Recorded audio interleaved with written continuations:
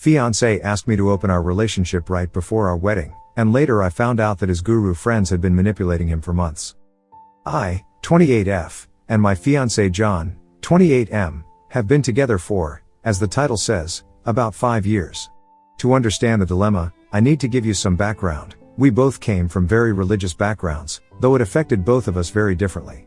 John became a problem child, running away, causing problems, and eventually finding a crowd his parents would not approve of. Most of the members of this group were a part of the LGBTQ+, smoked pot, engaged in protests and were either atheist, or practiced different religion. Although some of the members since have left, this crowd became his current friend group. I won't go into details about each and every one of them, but the main ringleaders are Alex, 35NB, and Avery, 33M. From what I understand, they collected damaged people, as John jokingly said one day, and let them couch surf when things got rough. Alex is some sort of a Nepo baby and Avery works in IT, or something like that. John met them when he was 15. At first, I thought they seemed very cool and couldn't wait to meet them since John equated their relationship to that of a child and a parent, so clearly very important people in his life. But when I finally met them, when we were 21, and in college and home for the summer break, the meeting left me a bit disillusioned. Alex was catty and had snide remarks since I wasn't LGBTQ+ or anything, at most bi-curious, and Avery treated me like a child, but John said they always need to break new people in, so I tried to think positive and did my best to impress them with what I was studying and what my plans for the future are, both regarding me personally and my relationship. But the more I talked, the more they seemed to disapprove of me. Despite the strange meeting, John seemed ecstatic to see them again, and gushed about how much they liked me, so I kept my mouth shut and just nodded along. Now, to understand a bit deeper on who Alex and Avery are, in the town they live in, they're something like local celebrities. Very spiritual, their home is full of souvenirs they accumulated over all their travels, are also married, but their definition of marriage is very different from the traditional one. Apparently, they went to some tropical state and took some hallucinogens together, and in their state, they proclaimed everlasting love for one another. Quite a wild concept for someone like me, but I learned to be more open-minded since I left for college. That being said, they also said that they can see auras, whatever that is, and apparently love my fiancés. I don't know what they think of mine, but it probably isn't much.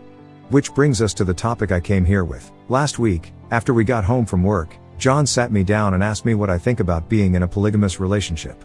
He said he loves me so much, more than is possible, and doesn't know what to do with the rest of it, thinking that it's fair to give it to someone else. I, on the other hand, don't have a limit on how much I can love him. So I said no, and that was that. However, the question has been plaguing my mind ever since. If you knew John just a fraction, you'd know he researches about things long before he actually commits to anything, any lifestyle or relationship changes, whatever. This makes me think that he has already thought about it for a while, and that he also consulted Alex and or Avery about this. I don't want to villainize them, but I know, for a fact, they're not in a monogamous relationship, and they clearly don't like me as the rest of their little group. Again, I don't want to point fingers, and I won't ask John to show me his messages with them unless I have solid proof that isn't just a gut feeling, but I just have this horrible feeling that they, somehow, pulled in John. There's no way he just thought about it suddenly on his own. 5 years of relationship, and the idea of non-monogamy was never brought up, and now suddenly, just as we're about to be married, he brings this up? I don't buy it one bit, but I can't just go ahead and confront them now, can I? I just don't know what to do. I feel stuck. At home, I pretend everything is fine since my group of close friends told me that I'm just overthinking, and I believed it for a while, but whenever I look at John, all I can think of is, he thinks there's a cap on how much he can love me, and he wants to love someone else. I want to deal with this, but I don't know how. If I bring it up with John, he'll just brush it off as well, or he'll think I'm cheating or don't trust his friends. I worked hard to get their approval, and I know for a fact John shares everything with them. He wouldn't keep this for himself. I just hope that someone here can give me pointers on how to proceed. Thanks. Comments where Op has replied, degenerate titilicker, if you don't swing that way then end it. It'll only get worse once you're married. This is not something you can compromise on. He wants to fuck other people while you do not. Oop, God, the idea of ending our relationship is so scary.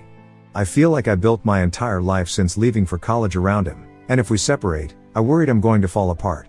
But I understand where you're coming from. I need more time to process the reality of it all. Why God we 94, don't let them brainwash you. There are plenty of cases where people are pulled into someone else's lifestyle and then randomly dropped. It will leave you wondering who you even are. I've been there and it ruined me. What happens if you drink the Kool-Aid and they reject you later? It's hard to come back from that. And I'm not saying this as a matter based solely on sexual preference either. New age mumbo jumbo or auras mixed with radical changes in sexual interest can really fuck a person up. A lot of people like this function almost like a give mind or the popular clique in high school. If you already feel like you're being pushed away from the group, and now he's making this request, it's a bad sign. Also, the idea of him having so much love that it's unfair to only give it to you is a horrible cop-out and a very common excuse people use when trying to convince their so to try poly or open. It's often used to guilt people. It's almost like he's suggesting that you're greedy for wanting to keep your relationship personal and exclusive. I'd just say be careful. I don't want you to end up hurt like I was. Dedicating yourself to one person while their character and lifestyle is completely changing can end up with you getting hurt bad. If he is sincerely changing in this way, I'd be worried about how much you invest in him. I only say this because I was fully invested in my ex and she started hanging out with a group of college friends more frequently towards the end. One day we got into a small argument over parking and it ended with her saying she wasn't certain what sex she was attracted to anymore and wasn't sure if she was even female anymore and that we had to end things. Now, I would have been fine with helping them figure themselves out, but for her it kind of just became her excuse to break up with me. I think it was more about her/them wanting to have fun and was influenced by her group of friends all being single or experimenting who all came out around the same time. I think she saw them having fun and felt FOMO tbh. So to her, she was getting her chance to catch up on fun she may have missed out on being in a relationship. To me, it was losing a piece of myself that I invested years of love into. Oop, I'm really sorry you had to go through that. I really hope John isn't using this as a maneuvering tactic to get out of the relationship or a chance to catch up. It doesn't sound like him, but I'll keep this in mind. Update, Sept 17, 2024. Thank you so much for all the nice replies and genuine advice you've offered. Not to sound cliche, but I didn't expect over 100 comments and some nice DMs. I'm sorry I didn't respond much, the whole situation was kind of emotionally draining. I figured I'd update when something major happens, and I think this is it. But before I get ahead of myself, let me fill in some blanks in my story.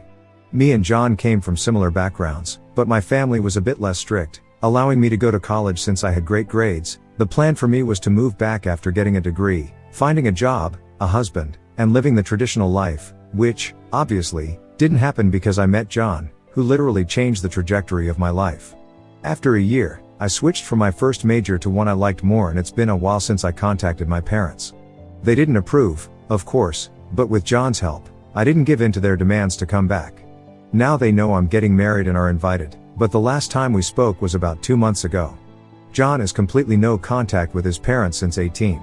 I didn't talk about the friend group in more detail at first since I didn't think they were that important, but they do like me. At first, they were obviously a bit unsure since to them, I was a cishet white passing woman, but they warm up to me and I'm proud to call them my friends.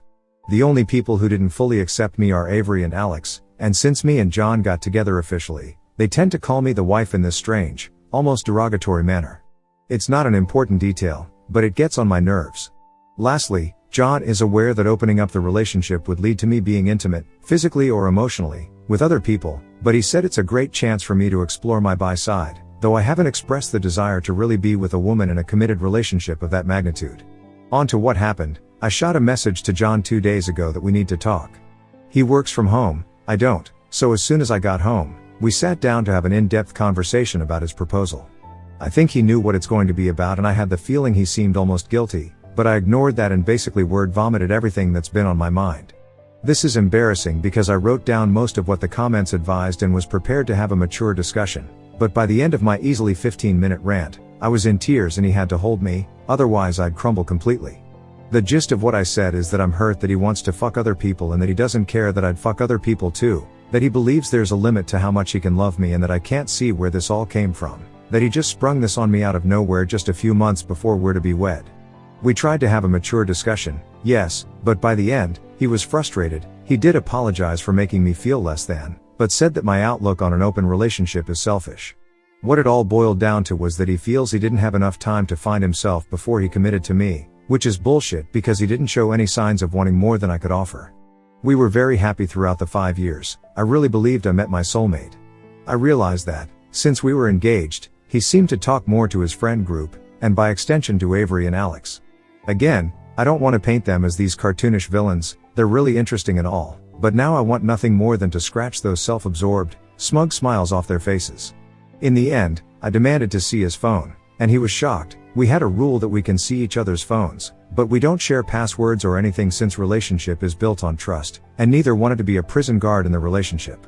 Nevertheless, he unlocked and handed over his phone, and I searched his messages, even deleted ones, and found nothing out of the ordinary. Then I checked the call log, and guess fucking what? Hours-long calls to and from either Avery or Alex. I was fuming, and asked him what the hell does he need to discuss with them this long, and mind you, these dated months back. John eventually caved in and admitted it was them who brought up the idea of open relationship, but they also talked about everything else since they're role models. John admitted that he started getting cold feet a while ago and needed a safe place to discuss this. I guess I, his wife-to-be, am not safe? Please make it make sense. Why even marry me, then? He promised we'd go to a couples counselor and fix all of this, his issues with marriage, the open relationship thing, the whole 9 yards, and then he'd book an emergency session with his therapist. That he loves me and wants nothing but to be with me. It was late, so we went to bed. Despite how messy this all sounds, I was a bit more reassured by this. I genuinely love him, even if my post doesn't reflect that very well. Though many people said to just leave, I want that to be the last resort. I was willing to jump through hoops to make this work. But guess who's the idiot? This morning, I woke up to an empty apartment, and a message on my phone from John, saying that he needs a few days to think this all over and needs space. He didn't say where he was going or when he'd come back. I called and messaged everyone I know, but no one can tell me where John is. I told him that he either comes back home in 24 hours, or this is over. As you can imagine, I'm a wreck. I took the rest of the week off, and between crying sessions and staring blankly into the wall, I obsessively check my messages in hopes of someone telling me where John is. To be honest, if he's willing to put me through this, I'm not sure I want to be with him. How can you do this to someone you love? Next story. Named my daughter Annabelle after my husband's grandmother who raised him. Then found out that it was also the name of my dad's affair partner. I 26F just gave birth to my daughter Annabelle. I didn't announce it beforehand because in the past one of my family members stole a baby name and it created a lot of drama. My mom wanted to know, but I was adamant on keeping it a secret. My mom and dad was in the room when I gave birth, and when it was time for me to sign the birth certificate, my mom asked for the name and I told her Annabelle. Her face went pale and my dad didn't look too happy, but he said he loved the name. My mom left a few minutes later claiming she didn't feel well. She said she'll come over in a few days to help with the baby. Now I'm at home with the baby and my mom hasn't talked to me that much. We used to talk every day, so I was confused by this sudden behavior. My sister Emily lives with mom still, so I called her over to talk. When she got to my house, she explained how she overheard dad and mom arguing because about 10 years ago dad had an affair with a coworker named Annabelle. Mom hasn't been talking to him and he's been trying to get her to talk. I guess dad, realizing that Emily had come over, decided to come over himself. He asked if there is any way that I can change Annabelle's name. I asked him why, to see if he'll tell me the truth. And he did. He admitted to the affair. He begged mom not to leave him and she stayed, but just hearing that name had always put her in a bad headspace. I told him I can't, and that Annabelle was the name of my husband's grandmother who helped raise him. My dad begged and pleaded for me to change it, saying mom was in the middle of packing her bags and heading to her sister's house. I told him I won't change her name and that it means so much to me and my husband. He began to raise his voice and immediately my sister yelled back and told him to get the hell out. She told him not to stress me out about a mess he created. He left immediately. I'm not changing my baby's name, but I feel like this is tearing the family apart. What should I do? Small edit: Annabelle isn't her real name. Her real name only has 3 letters, so a nickname based off her name wouldn't be possible. And a lot of you suggested to change her first name to her middle name, but her middle name is my mom's name, and I don't want to change that. Additional info: oop on changing her baby's name for her parents' sakes, and it shouldn't be a problem. Oop, it really is though. My husband's mom had him at a really young age, so his grandma raised him. She recently passed away, so this our way to honor her. And this is a baby we've been trying for the past 6 months we've been calling her Annabelle. In this case my husband's feelings matter more than my mother's because this is his child too. My husband and I talked about it, and as much as this hurts my mom, his grandma was superwoman. I can't hurt my husband because my dad hurt my mom. My dad needs to fix it, not me. Didn't Oop know about the affair? So she could give her daughter a different name. Oop, I didn't know until 4 days later.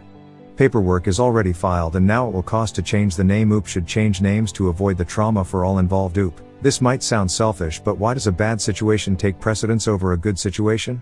I get my mom is hurt, but what about my husband's grandmother who sacrificed years, money and time for a child that wasn't hers? I think the good outweighs the bad in this situation. It's my husband's child too. His grandma is just as important as my mom in the situation. Has Oop talked with her mother about the associated name? Oop, not about this. I just found this out this morning.